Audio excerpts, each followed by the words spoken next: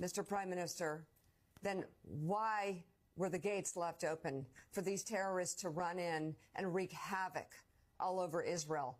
And it took 8 hours for you to respond. If you were so clear on Hamas wanting to kill Jews 365 days a year, every minute of every day, why in the world weren't you ready? And why were you supporting funding to go to Hamas? It makes no sense. And actually, to Carville's point, I just question at this point what he would do to stay in power, because he has done a number of things in his government leading up to the war to stay in power that many say are naked moves that are just completely corrupt to stay in power. Now he's in a war.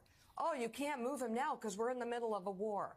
What next? Well, this is exactly when they need new leadership. They need new leadership, and the White House knows this, because you have a guy whose very political existence has been centered around security. And so this is a guy that oversaw the greatest failure of intelligence in Israeli history, led to more deaths because of his intel failure of Jews than any time since the Holocaust. He knew that this attack was coming for a year. They had the plans in his government for the year, written down how Hamas was going to do it. They knew this was coming for a year.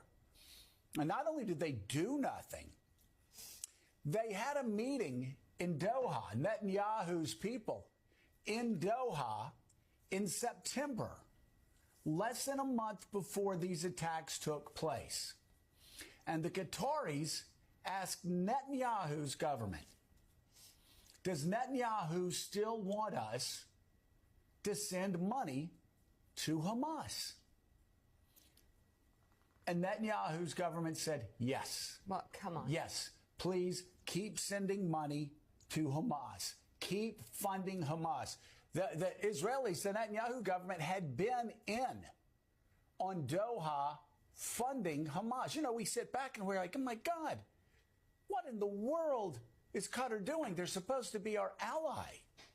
And then we find out in the New York Times 2 days ago that actually it's Netanyahu who's telling Hamas to keep funding Hamas. Israel to keep funding Hamas. Israel to keep funding Hamas. And by the way, we still haven't gotten an answer from anybody in the government on why, after 9/11, it took 3 minutes for our first responders to get there. After a school shooting in Nebraska, it took 3 minutes to lock the school down, 5 minutes for the cops to have the place surrounded, 10 minutes to shut down the entire town. And that's the story across America. There is no answer. They have no answer. They have no, and this whole thing, I will worry about that. No, this is what we keep getting told.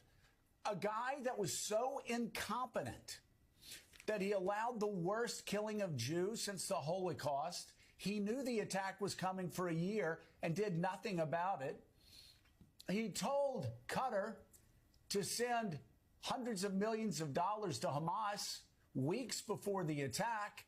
And then when the attack came, he didn't do a damn thing for 8 hours while women were getting raped, while concert goers were getting butchered, while old women were being taken hostage. Live on Facebook? While young boys were seeing their parents shot dead. And this is Netanyahu's government. Richard Haas, this whole security argument doesn't work. And James Carville is exactly right. It's something that I keep asking myself, and they go, oh, we can't do anything until after the war. You have a guy that allowed this to happen. It was on his watch. He asked Doha to fund Hamas. His government waited 8 hours to go down and answer the calls of women being raped and children being gunned down. And he's saying, oh, well, we got to get through the war. No, he's incompetent. And the Israelis don't even like him. They want him out. The question is, when are they going to get the guy responsible for the worst killing of Jews since the Holocaust out and bring in responsible leadership that the United States can work with.